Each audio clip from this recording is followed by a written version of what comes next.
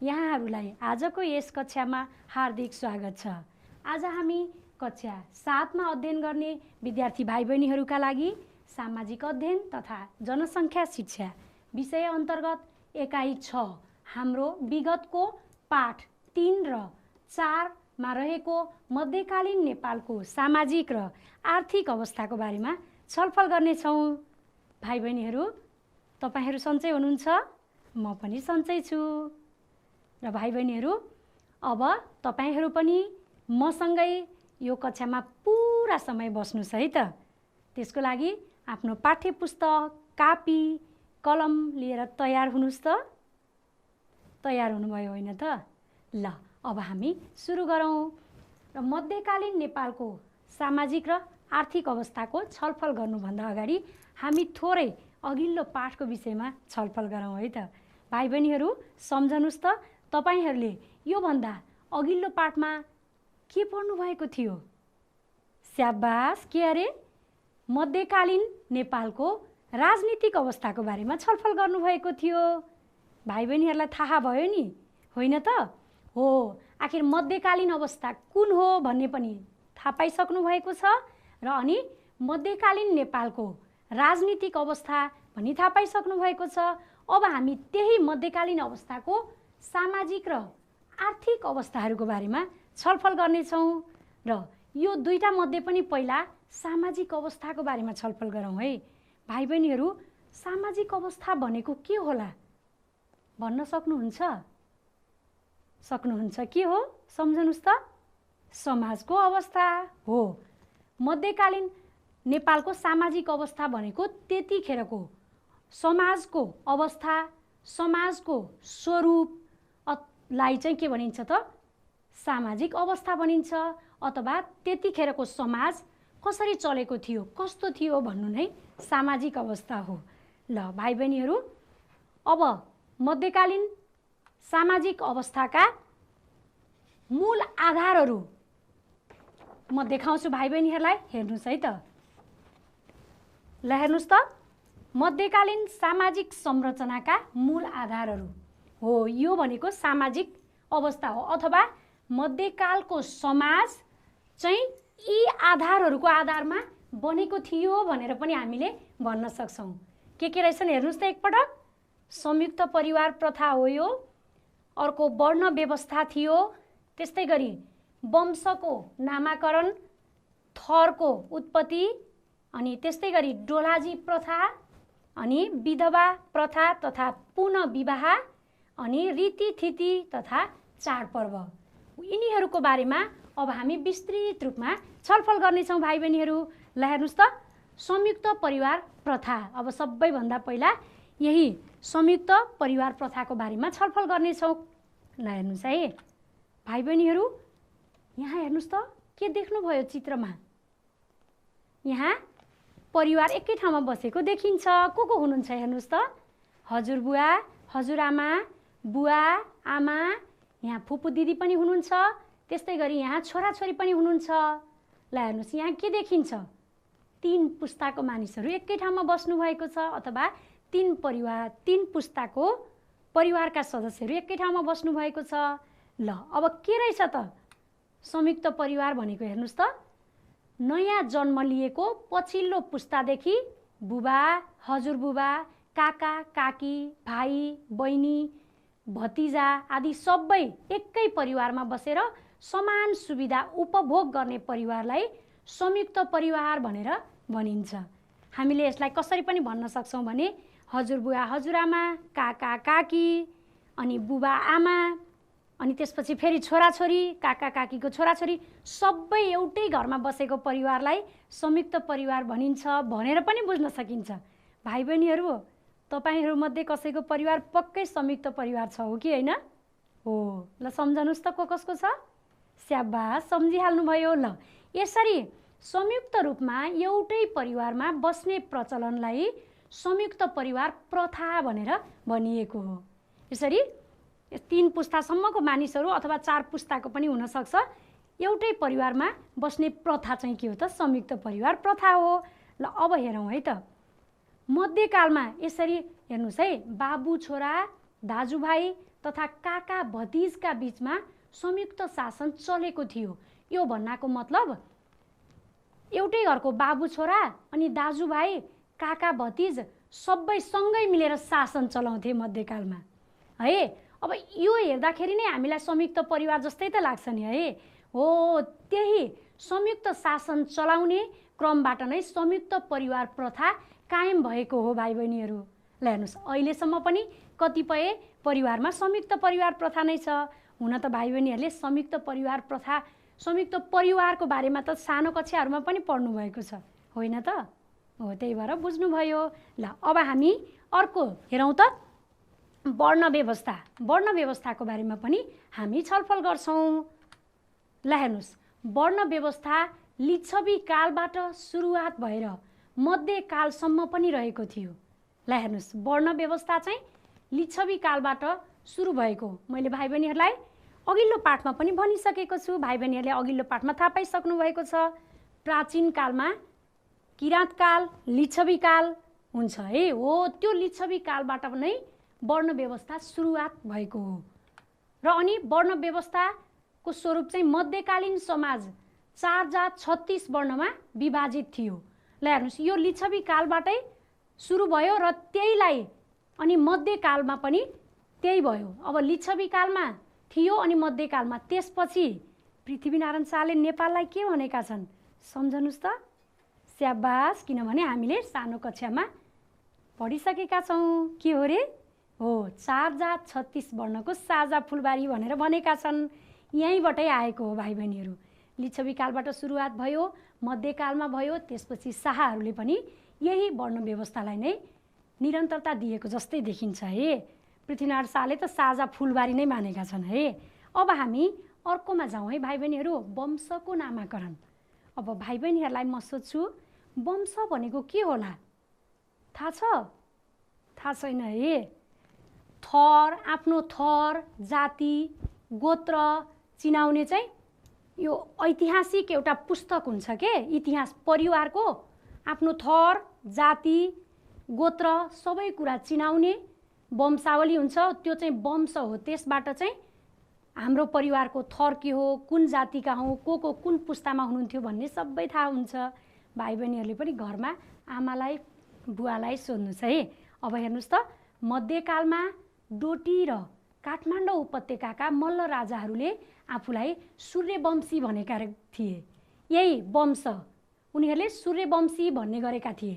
काठमाडौँ उपत्यकाले पनि र अनि डोटीका पनि राजाहरूले है। अनि त्यस्तै गरी उपत्यका बाहिरका शाह राजाहरूले आफूलाई चन्द्रवंशी भन्ने गरेका थिए। ल हेर्नुहोस् न, अब वंशावली अथवा वंशको पनि छुट्टै छुट्टै नाम हुँदो रहेछ। हामीले अहिले मध्यकालीन राजाहरूको वंशको नामाकरण कसरी भएको भन्ने थाहा पायौँ। कतिवटा रहेछ त? 2 वटा। के?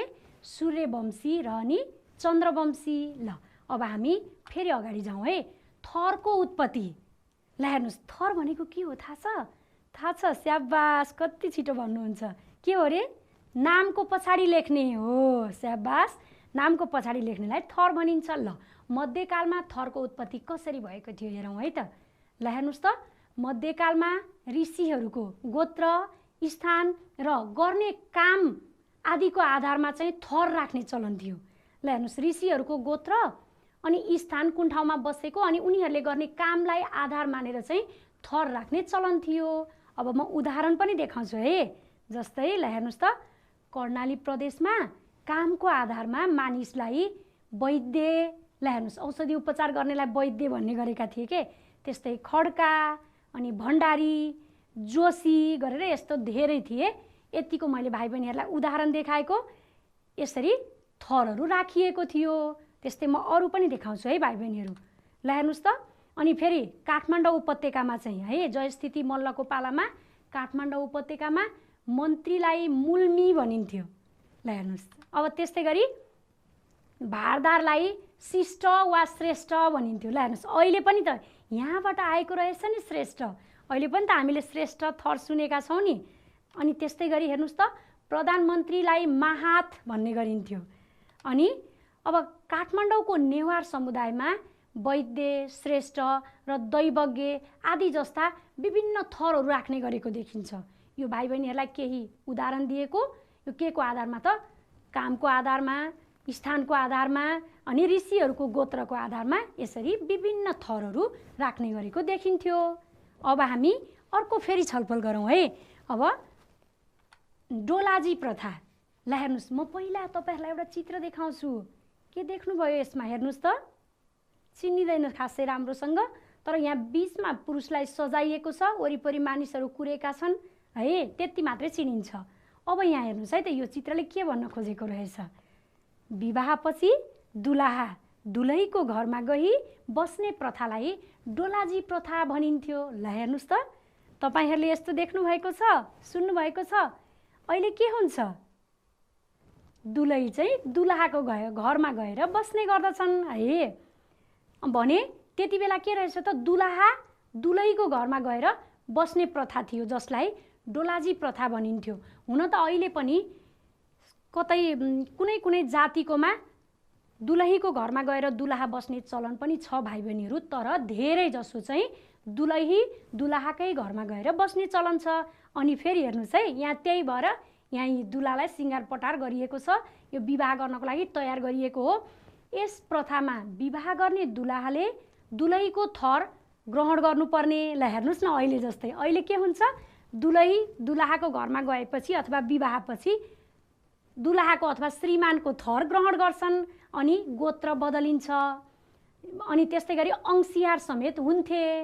ठ्याक्कै अहिलेको भन्दा उल्टो छ, जसले गर्दा भाइ बहिनीहरूलाई बुझ्न सजिलो हुन्छ। जस्तै म यसको पनि उदाहरण भन्छु है तपाईँहरूलाई।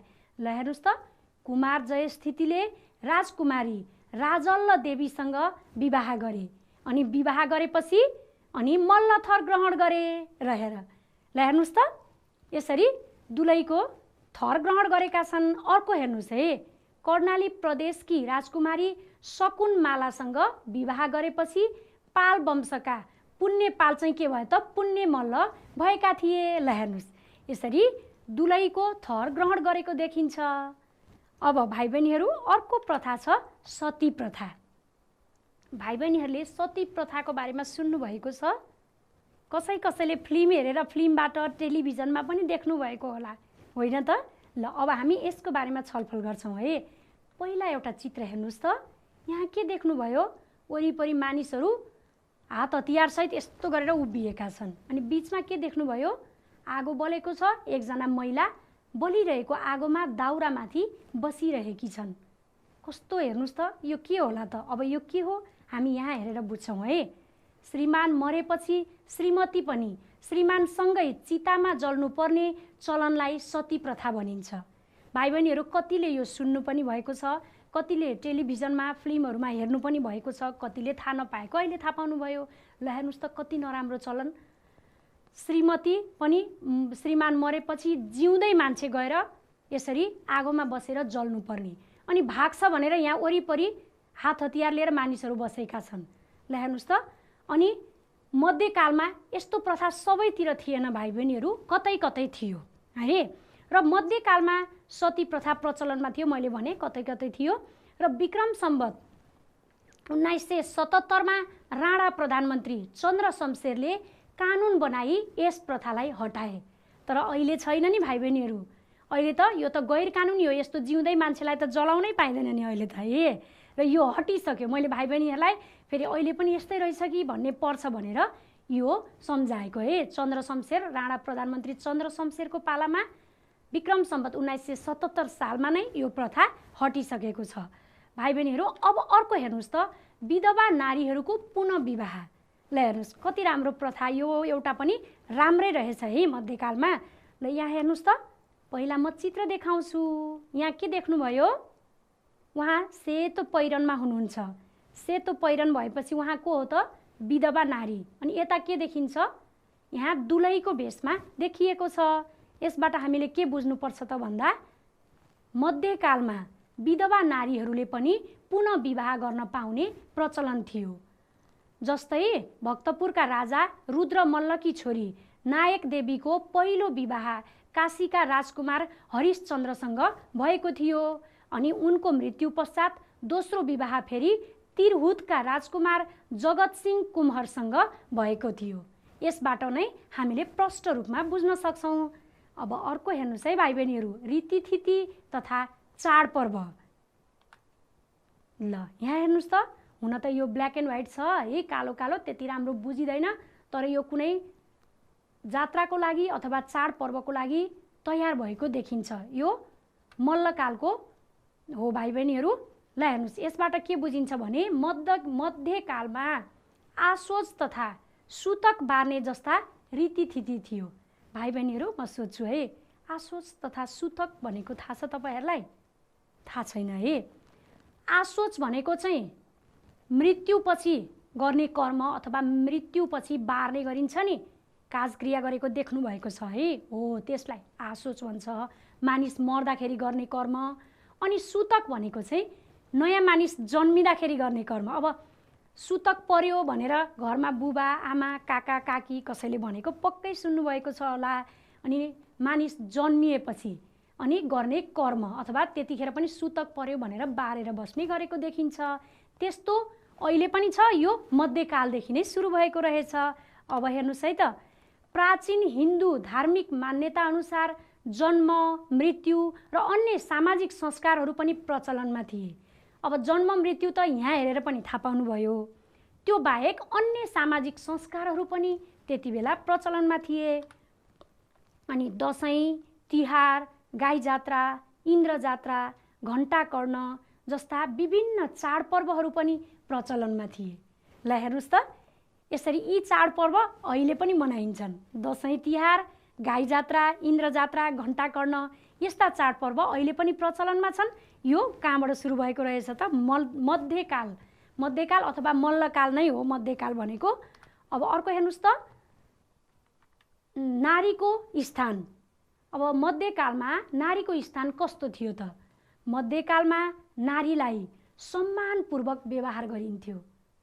जस्तै उदाहरण भन्छु है म, सिम्रौनगढकी रानी देवल देवी चाहिँ काठमाडौँमा आइन् र अनि उनले आफ्नो प्रभुत्व जमाउन सफल भएकी थिइन्। भनेको मतलब उनलाई सम्मानपूर्वक व्यवहार गरेकै कारणले गर्दाखेरि उनले त्यहाँ आएर पनि आफ्नो प्रभुत्व जमाउन सफल भएकी थिइन्। भाइ बहिनीहरू, नारीलाई उच्च सम्मान गरिन्थ्यो मध्यकालमा।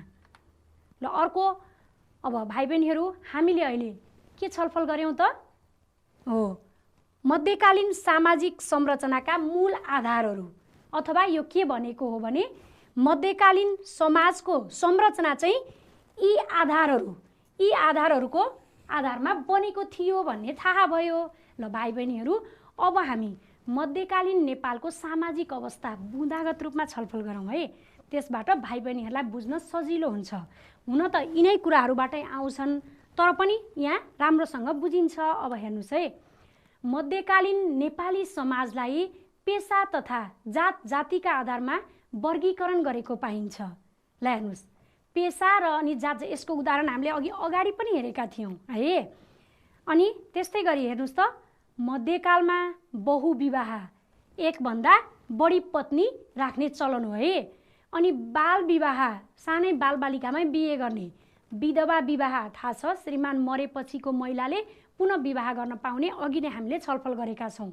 डोलाजी प्रथा, विवाहपछि दुलहा चाहिँ दुलहीको घरमा गएर बस्ने चलन थियो, त्यो डोलाजी प्रथा। अनि सती प्रथा, यस्ता प्रथाहरू कायम थिए। ल हेर्नुहोस् त, तपाईँलाई कति सजिलो भयो अब बुझ्न।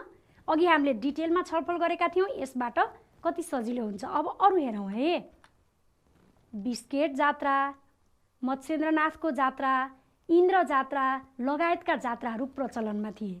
हो नि भाइ बहिनीहरूले यो जात्राहरू देख्नु भएको छ? काठमाडौँ उपत्यकामा बस्ने भाइ बहिनीहरूले यी जात्राहरू देख्नु भएको छ। अब बाहिर पनि त गाई जात्रा, लाखे जात्राहरू त मनाइन्छन् नि, तिनीहरू पनि सबै मध्यकालबाट नै सुरु भएका हुन्। अनि अब अर्को हेर्नुहोस् त, सिठी नख, गठे मङ्गल, दसैँ तिहार जस्ता महत्त्वपूर्ण चाडपर्वहरू मनाइन्थ्यो। ल अनि अब यो पनि भाइ बहिनीहरूलाई थाहा छ नि होइन, सिठी नख, गठे मङ्गल नेवार जातिमा मनाइन्छ, दसैँ तिहार हिन्दूहरूको चाडपर्व हो। अनि मध्यकालीन राजाहरूले शिक्षामा पनि जोड दिएको देखिन्छ। ल हेर्नुहोस्, उनीहरूले दरबारमा पण्डितहरू राखेर शिक्षा लिने भनौँ न लिने गर्दथे दरबारमा पण्डितहरू राखेर। अनि गुरुकुल शिक्षा पद्धति प्रचलनमा थियो। भाइ बहिनीहरू, यो गुरुकुल शिक्षा भनेको सुन्नुभएको छैन है? के होला भने यस्तो, गुरुकै आश्रममा बसेर गुरुलाई आदर सत्कार गरेर अथवा गुरुलाई लिएर आएर यहाँ भने नि पण्डितहरू राखेर भनेको छ नि, लिएर आएर दरबारमा राखेर यसरी गुरुबाट शिक्षा लिने प्रचलन हो क्या यो भनेको। गुरुकै आश्रममा बसेर पनि शिक्षा लिने गर्थे। अनि शिक्षा दिनका लागि मन्दिर बौद्ध विहारहरू खुलेका थिए। ल हेर्नुहोस्, त्यहाँ मन्दिरहरूमा पनि पढाइ हुन्थ्यो, बौद्ध विहारमा पनि पढाइ हुन्थ्यो। ल अब हेर्नुहोस् त भाइ बहिनीहरू, अनि सिद्धि नरसिंह मल्ल, प्रताप मल्ल, जगज्योति मल्ल शिक्षामा विशेष रुचि राख्थे। उनीहरू शिक्षाको लागि धेरै रुचि राख्थे र उनीहरू संस्कृत, नेवारी, मैथली भाषामा नाटक तथा कविता समेत लेख्ने गर्थे। र भाइ बहिनीहरू, ल अहिले भाइ बहिनीहरूलाई मध्यकालीन सामाजिक अवस्थाको बारेमा पनि थाहा भयो हो कि होइन? हो भाइ बहिनीहरू, हामीले अहिलेसम्म के छलफल गऱ्यौँ एकपटक सम्झनुस् त। सम्झनुभयो? हो, सुरुमा सामाजिक अवस्था भनेर कसलाई भनिन्छ भन्ने हामीले थाहा पायौँ। अनि त्यसपछि मध्यकालीन सामाजिक संरचनाका मूल आधारहरूको बारेमा विस्तृत रूपमा छलफल गऱ्यौँ र यी प्रथा परम्परा सबैको बारेमा हामीले विस्तृत रूपमा अध्ययन गऱ्यौँ। त्यसपछि अर्को अनि मध्यकालीन नेपालको सामाजिक अवस्थाको बारेमा पनि बुँदागत रूपमा छलफल गऱ्यौँ। भाइ बहिनीहरूलाई थाहा भयो? स्याबास। ल अब मैले प्रश्नहरू सोध्छु नि, जवाफ दिन तयार हुनुहोस् है त। तयार हुनुहुन्छ होइन त? स्याबास। ल हेर्नुहोस् त, ठिक बेठिक छुट्याउनुहोस् है। मध्यकालमा संयुक्त शासनबाट संयुक्त परिवार प्रथा कायम रहेको हो। ठिक होला कि बेठिक होला? अघि हामीले यो छलफल गर्दाखेरि थाहा पाएका थियौँ नि, सम्झनुस् त। स्याबास, कस्तो छिटो सम्झिसक्नुभयो। यो के हो त? ठिक है, स्याबास। ल अब अर्को हेर्नुहोस् है। मध्यकालमा वर्ण व्यवस्था 4 जात 36 वर्णमा आधारित थियो। ल हेर्नुहोस्, मध्यकालीन वर्ण व्यवस्था चाहिँ 4 जात 36 वर्णमा आधारित हो कि होइन? सम्झनुस् त। कि 4 जात 18 वर्ण हो? के हो? स्याबास, यो ठिक कि बेठिक? ठिक है, मध्यकालीन वर्ण व्यवस्था चाहिँ 4 जात 36 वर्णमा आधारित नै हो। अब अर्को हेर्नुहोस् त। विवाहपछि दुलहाको घरमा गई बस्ने प्रथालाई डोलाजी प्रथा भनिन्थ्यो। यो ठिक हो कि बेठिक हो? सम्झनुस् त। के भयो रे? उल्टो भयो। अनि यो के हो त? ठिक कि बेठिक? स्याबास, थाहा पाइहाल्नुभयो यो के हो त? बेठिक। किनभने दुलहा दुलहीको घरमा गएर बस्ने हो, दुलही दुलहाको घरमा गएर बस्ने त अहिले छ है। अब अर्को हेर्नुहोस् त। काठमाडौँ उपत्यकाका मल्ल राजाहरूले आफूलाई चन्द्रवंशी भन्ने गरेका थिए। सम्झनुस् त, हामीले चन्द्रवंशी र सूर्यवंशीको बारेमा छलफल गरेका थियौँ। अब सम्झनुस् है, काठमाडौँ उपत्यकाका चाहिँ चन्द्रवंशी हुन् कि सूर्यवंशी हुन्? स्याबास, सम्झिरहनु भएको छ। के हुन् त उनीहरू? हो, उनीहरू सूर्यवंशी हुन्। यहाँ चन्द्रवंशी छ, त्यसैले यो के भयो त? बेठिक। अब अर्को है। ऋषिहरूको गोत्र, स्थान र गर्ने कामका आधारमा थर राख्ने चलन थियो। ठिक कि बेठिक रे? के हो? ठिक हो। कसरी हो? अघि भर्खर छलफल गरेको है। ऋषिहरूको गोत्र, स्थान र मानिसहरूले गर्ने कामको आधारमा राखेको थर हामीले श्रेष्ठ, अनि त्यसपछि जोशी, वैद्यहरूको बारेमा छलफल गरेका थियौँ नि है। अनि यो के हो त अब? स्याबास, यो ठिक हो। ल भाइ बहिनीहरूलाई योभन्दा अरू धेरै प्रश्न दियो भने पनि सबै सक्नुहुन्छ। ल धन्यवाद भाइ बहिनीहरू, राम्रोसँग ठिक बेठिक प्रश्नको उत्तरहरू भन्नुभयो। ल विद्यार्थी भाइ बहिनीहरू, अब हामी एकछिन है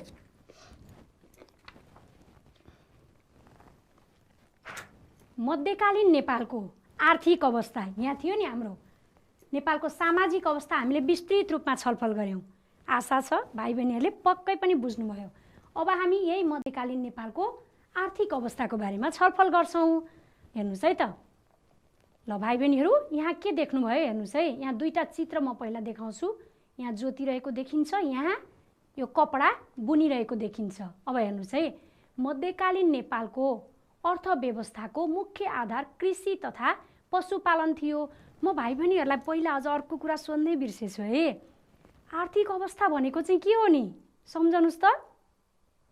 हो, आम्दानी केबाट हुन्छ अथवा आर्थिक क्रियाकलापहरू कुन कुन पेसा कामबाट चाहिँ काम गरेर आम्दानी गरिन्छ, हो त्यो चाहिँ आर्थिक अवस्था हो है। भाइ बहिनीहरूले त्यसरी बुझ्दा हुन्छ। जस्तो हाम्रो घरमा पनि तिम्रो घरको आर्थिक अवस्था के छ अथवा के गर्नुहुन्छ भन्दाखेरि बुबाले जागिर खानुहुन्छ, आमाले पसल थाप्नुहुन्छ, यसरी भनिन्छ नि। हो त्यो के हो त? कमाइ गर्नको लागि गरिएको है। अब त्यस्तै त्यतिखेरको अर्थव्यवस्थाको मुख्य आधार के थियो त? कृषि तथा पशुपालन थियो। अनि लत्ता कपडा भाँडाकुँडा तथा खाद्यान्न स्वदेशमै उत्पादन हुन्थे। ल भाइ बहिनीहरू है, त्यतिखेरको कृषि तथा पशुपालन रहेछ। अनि लत्ता कपडा भाँडाकुँडा खाद्यान्न पनि बरु अहिले बाहिरबाट आयात हुन्छ। त्यतिखेर त झन् आफ्नै देशमा पो उत्पादन हुने रहेछ। भाइ बहिनीहरूले यो पनि थाहा पाउनुपर्छ है। पहिला र अहिलेकोमा फरक थाहा पाउन सक्नुपर्छ। अब अर्को हेर्नुहोस् है, मध्यकालमा नेपालको व्यापार तिब्बत, चीन र भारतसँग रहेको थियो। अहिले पनि त तिब्बत, चीन, भारत लगायत अन्य धेरै देशहरूसँग व्यापार छ है। अनि 22-24 राज्य बीच पनि आन्तरिक व्यापार हुने गर्दथे। ल हेर्नुहोस्, यहीँ देशमा देशभित्र पनि एक राज्य र अर्को राज्यको बिचमा आन्तरिक व्यापार हुन्थ्यो। तर अहिले पनि त हुन्छ नि, हो कि होइन भन्नुहोस् त? अहिले पनि देशको एक ठाउँमा उत्पादन भएको अथवा बनेका सामान वस्तुहरू देशको विभिन्न भागमा पुर्याइन्छ। ल हेर्नुहोस् त, अहिले र त्यति बेला त्यस समयमा ढुङ्गा, धातु र काठका मूर्ति बनाउने चलन थियो र चित्रकलाको पनि विकास भएको थियो। यस्ता कलाकृतिहरू विदेशमा समेत निकासी हुने गरेका थिए। ल हेर्नुहोस् त भाइ बहिनीहरू, कति रमाइलो। त्यतिखेर ढुङ्गा, धातु, काठका मूर्तिहरू बनाउने चलन थियो अनि चित्रकलाको पनि विकास भएको थियो। यस्ता कलाकृति विदेशमा समेत निकास हुन्थ्यो। अब म भाइ बहिनीहरूलाई चित्र पनि देखाउँछु है। हेर्नुहोस् त, यही हो त्यही हो। यहाँ हेर्नुहोस्, यो मूर्ति ढुङ्गा, धातु, काठको मूर्ति बनाउने चलन भनेको छ नि। अनि यहाँ पनि यो पनि मल्लकाल अथवा मध्यकालमा बनेका मूर्तिहरू हुन्। ल हेर्नुहोस्, यो चित्रकला तपाईँहरूले वास्तुकला, चित्रकला, मूर्तिकला पनि पढ्नुपर्छ है। त्यहाँ पनि थाहा हुन्छ। यो पनि मध्यकालमा बनेको चित्रकला। ल हेर्नुहोस् त भाइ बहिनीहरू, कति धेरै कुराको विकास भएको रहेछ मध्यकालमा। ल अब अहिले यी सबै कुराहरू अहिले छन्, त्यतिखेरदेखि नै विकास भएको रहेछ। अब एकछिन, जयस्थिति मल्लले व्यापारमा सुधारका लागि बेग्ला बेग्लै नाप भएका माना, पाथी, ढक, तराजुमा एउटै नाप बनाएका थिए। ल हेर्नुहोस्, अब जयस्थिति मल्ल हेर्नुहोस् है, जग्गा नाप्ने चलन चलाउने राजा भनेर चिनिन्छ। उनले चाहिँ नाप भएका माना, पाथी, ढक, तराजु, भाइ बहिनीहरूलाई यो थाहा छ? ढक तराजु थाहा छ है। पसलमा व्यापारीले हामीलाई यसरी तराजुमा जोखेर ढक राख्छन् त्यहाँ, अनि तराजुमा जोखेर सामान दिन्छन्। यो माना, पाथी थाहा छ कि छैन? कसैलाई थाहा छ, कसैलाई थाहा छैन। यो माना पनि भर्ने हो, यत्रो यत्रो हुन्छ एक माना भन्ने, त्यहाँ भर्ने। अनि त्यसपछि पाथी भनेको पनि त्यस्तै अलि ठुलो हुन्छ, त्यो चाहिँ 8 माना राखेपछि पाथी हुन्छ। यो सबै यो नाप कसले बनाएका हुन् त? अहिलेसम्म पनि यो प्रचलनमा छ, जयस्थिति मल्लले। त्यस्तै गरी हेर्नुहोस् है, यी भूमि सम्बन्धी व्यवस्था मिलाउनका लागि जग्गाको उब्जनीको आधारमा भूमिलाई, ल हेर्नुहोस्, अब्बल सबैभन्दा बढी राम्रोसँग उब्जनी हुने जग्गा अब्बल, अनि त्यसपछिकोलाई दोयम, त्यसपछिकोलाई सिम र त्यसपछिकोलाई चार गरी 4 भागमा वर्गीकरण गरेका थिए। अब हेर्नुहोस् त भाइ बहिनीहरू, अर्को उहाँ को हुनुहुन्छ अहिले थाहा हुन्छ है। राम शाहले व्यापारमा सुधार गर्नका लागि माना, पाथी, ढक, तराजुको व्यवस्था गरेका थिए। जस्तै नापका निम्ति 10 मुठीको 1 माना, 8 मानाको 1 पाथी आदि निर्धारण गरेका थिए। ल हेर्नुहोस्, राम शाहले व्यापारमा चाहिँ सुधार गर्नका लागि यी माना पाथी जयस्थिति मल्लले पनि भयो, यहाँ पनि माना पाथी ढक तराजुको व्यवस्था गरे। अनि नापको निम्ति ल हेर्नुहोस् 10 मुठीको 1 माना, अघि 1 माना भनिएको थियो नि, अनि 8 मानाको 1 पाथी भनेर उनले निर्धारण गरेका थिए। अब हेर्नुहोस् है, धातुका ढक तराजु माना पाथी इत्यादिमा सरकारी छाप लगाउनु पर्ने नियम पनि बसालेका थिए भाइ बहिनीहरू। ल हेर्नुहोस्, अब धातुको ढक तराजु माना पाथी चाहिँ सरकारी छाप लगाएपछि त कसैले नक्कली बनाउन सकेन नि त, यस्तो व्यवस्था पनि गरेका थिए। अनि अब अर्को हेर्नुहोस् है, अनि राम शाहले नै नगद ऋणको कारोबारमा 10% भन्दा बढी र जिन्सीमा 25% भन्दा बढी ब्याज लिन नपाउने नियम बनाए। यसको मतलब के बुझिन्छ भने तपाईहरुले पैसा सापटी लिएको थाहा पाउनु भएको छ। अनि बैंकबाट पनि ऋण लिइन्छ नि, त्यो पनि थाहा छ है। हो, त्यसरी ऋणका पैसा नगद पैसा लिँदा ऋण लिँदाखेरि 10% भन्दा बढी ब्याज लिन नपाउने, ठग्न नपाओस् भनेर हो के। अनि जिन्सी भनेको चाहिँ सामान पनि सापटी लिने गरिन्थ्यो र त्यो जिन्सीमा चाहिँ 25% भन्दा बढी ब्याज लिन नपाउने नियम बनाएका थिए। अनि अर्को हेर्नुस् त, मध्यकालीन नेपालमा ससाना राज्यहरूले केन्द्रलाई कर बुझाउँथे र राज्यको मुख्य आय स्रोत कर नै थियो। भाइ बहिनीहरूलाई थाहा छ नि, ट्याक्स लिने भन्छ। अहिले पनि त घरको, जग्गा जमिनको, सवारी साधनको कर बुझाउनु पर्छ, त्यति बेला पनि अनि कर बुझाउँथे। ल भाइ बहिनीहरू, अनि अब हामी मध्यकालीन मुद्राको बारेमा छलफल गर्नेछौँ। मुद्रा भनेको के हो थाहा छ? स्याबास, थाहा छ, के हो रे?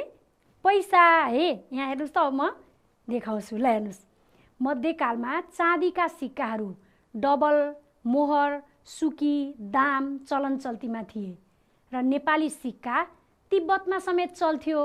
ल भाइ बहिनीहरू, यहाँ हेर्नुहोस् त एकैछिन, यो के हो? यो मध्यकालीन सिक्काहरू अथवा मुद्राहरू हुन्। हेर्नुहोस् न कस्ता कस्ता छन्, हेर्नुहोस् त। कुनै यस्तो टोपी जस्तो छन्, कुनैमा अक्षर राम्रोसँग बुझिँदैन, कतै राजाको चित्रहरू छन्। अब यो हेर्नुहोस् त, यो हामी अहिलेको मुद्रा र त्यसको तुलना गरौँ है। यो हेर्नुहोस् त, यो अहिलेको सिक्का अनि यो कागजी नोट। ल हेर्नुहोस्, अब अहिले र पहिलाको मुद्रामा के फरक रहेछ? अहिले सिक्का मात्रै होइन, कागजी नोट पनि छ है। अब पहिलाको सिक्कामा कतिपय कुराहरू, कतिपय अक्षरहरू नबुझिने छन्। अनि अब अहिले सिक्का भन्दा धेरै चलन चल्तीमा चाहिँ कागजी नोटहरू छन्। कागजी नोट पनि विभिन्न थरीका नोटहरू रहेका छन्। भाइ बहिनीहरूले मध्यकालीन मुद्रा कस्तो रहेछ भन्ने पनि देख्नुभयो। घरमा हजुरबुवा हजुरआमा हुनुहुन्छ भने सोध्नुहोस् है, कसैसँग पुराना पैसा हुन्छन्। अब हामी मुद्राका महत्त्वहरू हेरौँ है भाइ बहिनीहरू। सामानहरू खरिद बिक्रीमा मूल्य निर्धारण गर्न सजिलो हुने हो नि। मुद्राबाट के हुन्छ त, सामान किन्नेलाई पनि सजिलो, बेच्नेलाई पनि सजिलो। कति पैसा भनेपछि है। त्यस्तै अरू सम्झनुस् त, अरू के हो त? हो, सञ्चित गरेर राख्न सजिलो हुने। अब पैसा त घरमा राखे पनि भयो, ब्याङ्कमा सञ्चित गरेर राख्न पनि सजिलो हुन्छ है। जस्तो खाद्यान्न, खेतबारीबाट उत्पादन भएको खाद्यान्न, तरकारी, फलफुल त सञ्चित गरेर राख्न सकिँदैन नि, तर पैसा सञ्चित गरेर राख्न सकिन्छ। अर्को, सजिलैसँग एक ठाउँबाट अर्को ठाउँमा लैजान सकिन्छ। अनि त्यस्तै गरी अब अनि सापटी लिन दिन पनि सजिलो हुने, किनभने अघि नै हामीले ब्याज कति तोकेको 10% भन्दा बढी ब्याज लिन नपाउने भनेर छलफल गरेका थियौँ। हो, त्यही त। यसरी ऋण लिँदाखेरि 10% यति ब्याज भनेर पैसाले हिसाब किताब गर्न धेरै सजिलो हुन्छ भाइ बहिनीहरू है। ल अब हामी एकछिन भाइ बहिनीहरू, एकछिन म तपाईहरुलाई एउटा कविता सुनाउँछु। भाइ बहिनीहरू पनि म सँगसँगै कविता गाउने। हुन त यो कविता मध्यकालीन नेपालको सामाजिक अवस्थाको हो। अघि भर्खरै हामीले सामाजिक अवस्था छलफल गरेका थियौँ नि, हो त्यसको है। एकछिन कविता भन्नुपर्छ। ल कविता वाचन गर्ने, एकछिन रमाइलो पनि गरौँ है। ल हेर्नुहोस् त, ल भाइ बहिनीहरू तपाईहरु पनि म सँगसँगै भन्ने कोसिस गर्नुहोस् है त। 1 2 3 स्टार्ट। मध्यकालीन सामाजिक अवस्था बुझौँ हामी सबैले, मध्यकालीन सामाजिक अवस्था बुझौँ हामी सबैले। परिवार प्रथा थियो संयुक्त, टुटाउँदैनथे कसैले। परिवार प्रथा थियो संयुक्त, टुटाउँदैनथे कसैले।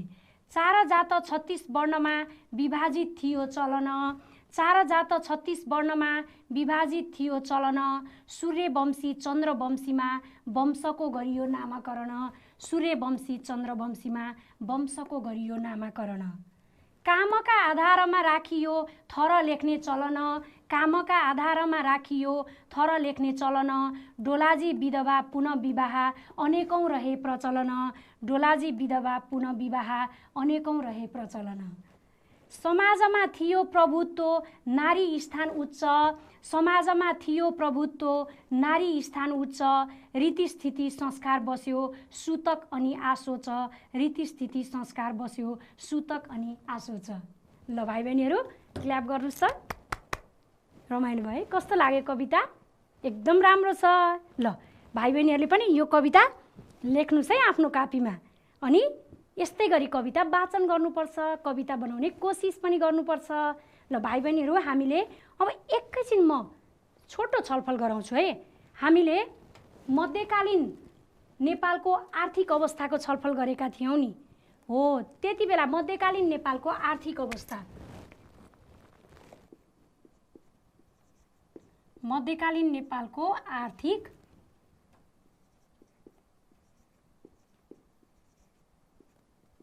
अवस्था भयो है। अनि त्यसपछि हालको लेख्दा हुन्छ। हेर्नुस् त, हालको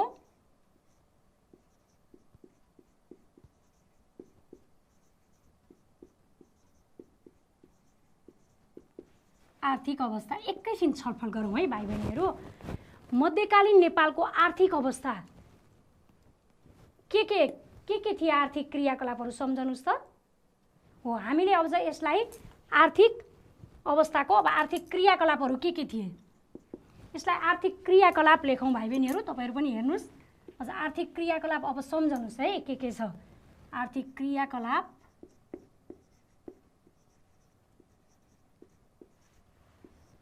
अनि यहाँ पनि क्रियाकलाप लेखौँ। हो ल अब मध्यकालीन नेपालको आर्थिक क्रियाकलाप के रे? कृषि,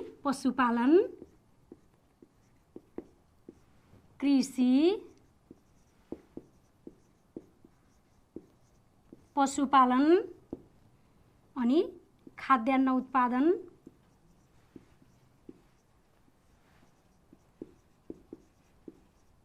कपडा उद्योग,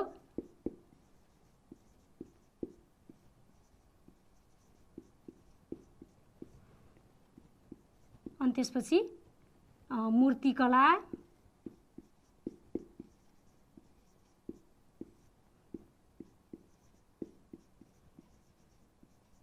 चित्रकला।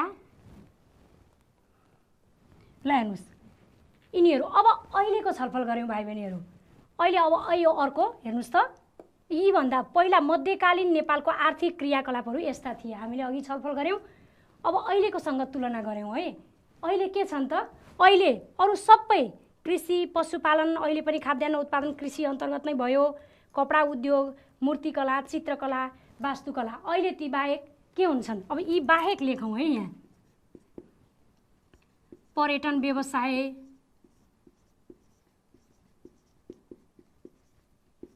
त्यस्तै गरी उद्योग धन्दा, कल कारखाना,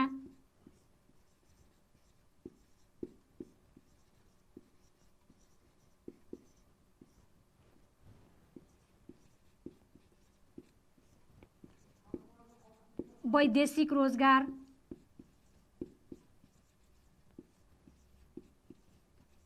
ल भाइ बहिनीहरू यो भन्दा अरु तपाईहरुले आफ्नो कपीमा टिप्नुस् है। यो भन्दा अरु पनि छ नि है। अहिले नोकरी गर्छन्।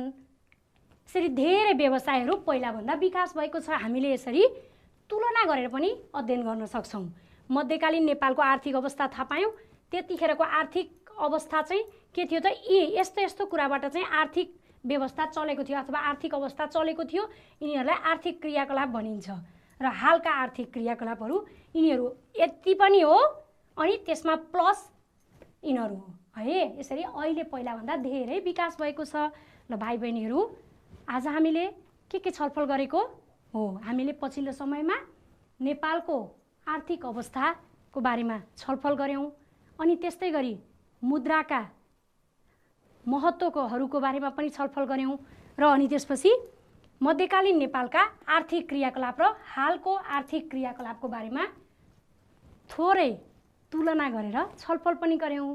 भाइ बहिनीहरू, आज हामीले छलफल गरेका मध्यकालीन नेपालको सामाजिक र आर्थिक अवस्थासँग सम्बन्धित प्रश्नहरू तपाईहरूको पाठ्यपुस्तकको अभ्यास र क्रियाकलापमा पनि दिएका छन्। भाइ बहिनीहरूले देख्नुभएको छ नि, यहाँ छ नि त हे, यसमा पनि छ अनि यता पछाडि पनि छ।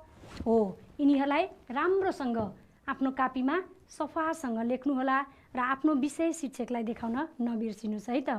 हामी फेरि अर्को कक्षामा यस्तै गरी रमाइलोसँग छलफल गर्दै अगाडि बढ्ने गरी भेट्ने नै छौँ। आजको यस कक्षाबाट बिदा हुन्छु। तपाईहरूको दिन शुभ रहोस्। हस्त, धन्यवाद, नमस्कार।